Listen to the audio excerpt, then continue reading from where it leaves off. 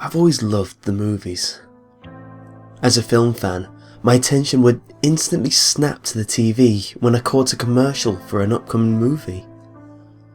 Most of the mindless, overproduced garbage Hollywood churns out is pretty forgettable. So whenever I discover an indie film with a relatively fresh concept, I was getting excited to see something different. Recently, I caught a commercial for an upcoming limited release thriller called Quiet Room, which I found pretty intriguing. The story features a serial killer with a twisted sense of morality, who picks his victims based on what he feels they add or detract from society, and his killing methods reflect how they've hurt others around them. I've only seen 2 different TV spots for this movie. Both were pretty similar, with just slightly different narration and video. However, one night while watching SportsCenter, I saw a new TV spot for Quiet Room that I'd never seen before, and I found it to be absolutely chilling. It opened with the title in white text on a black background, which it displayed for about 5 seconds. That led to the second screen of similar text, which simply said, "I'm coming," centered on the screen. The text was accompanied by the sound of several people quietly sobbing.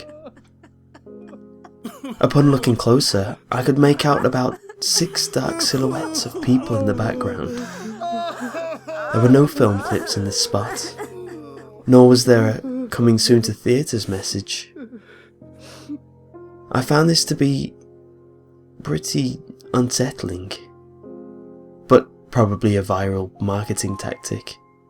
So I watched some cartoons to settle my mind so I could go to sleep. The next day, I ran into my friend Jeff and we decided to have lunch together.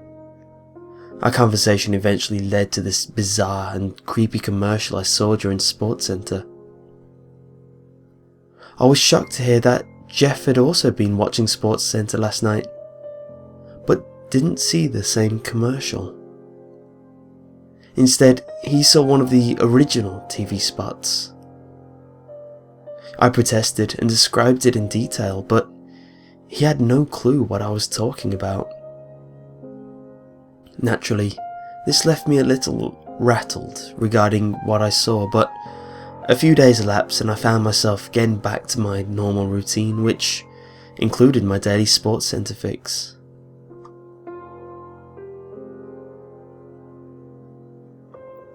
The disturbing commercial had nearly escaped my mind before I saw it again. It seemed the same as before. However, everything seemed to be intensified. The wailing was louder, and the dark figures were easily recognisable this time. After collecting my thoughts for a few moments, I quickly called Jeff to ask if he had seen it this time. But again, he replied no and hung up, probably thinking this was just a prank. My mind started to lose focus and I began to doubt what I saw and heard. I went to the kitchen and made myself a snack, watched some more cartoons in the living room to ease my mind, which didn't really help this time, and decided it was time to try and get some sleep. I made my way to the bedroom and I was strangely able to find sleep quite easily. In the middle of the night, I woke up from my sleep. I swore I could hear something odd, but couldn't make it out. The unsettling thoughts of Quiet Room came rushing back to my brain, instantly putting me on edge. I settled down and tried to pinpoint this noise, thinking it was all in my head. It seemed to be the sound of intense wailing, exactly as I heard it through the TV. Intense panic set in as I pulled the blanket over my head in an attempt to muffle the noise, but it only grew louder. The sadness of these beings saturated my mind. As I tried to block out these horrible voices, I noticed a shadow passed across my blanket.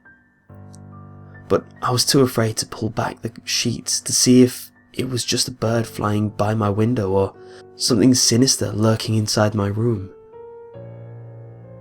Suddenly, I felt something cold touch my toes from beneath the blanket, and I curled up into the fetal position of my bed, trembling in fear.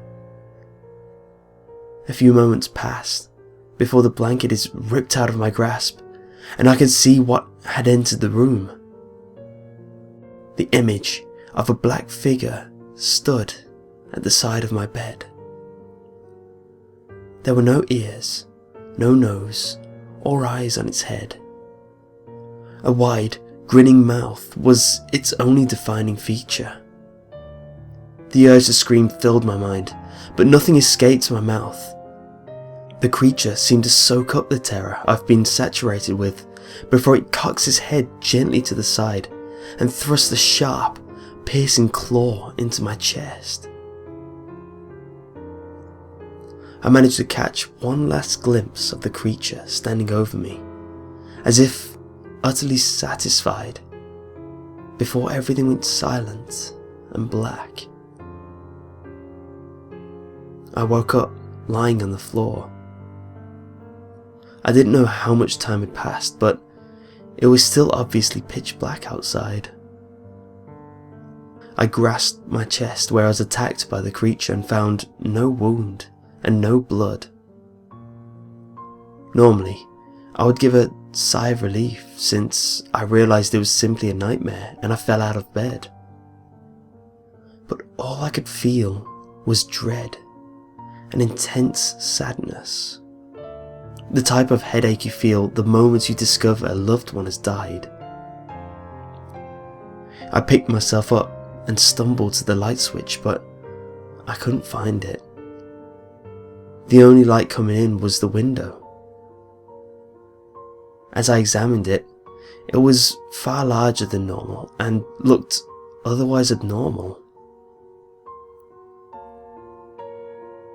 I approached it, and I could see words written on reverse. It said, "I'm coming." Terror filled my mind as I realised what had happened. As my eyes adjusted to the dark, I turned around to see 6 dark figures circled around me, crying intensely. The sense of sadness I initially felt increased exponentially, and I too began to cry uncontrollably. The light from my window was the only comfort in this horrible place, so I made my way towards the window so I could look out. The only thing I could see was my friend Jeff, sitting on his couch, watching us.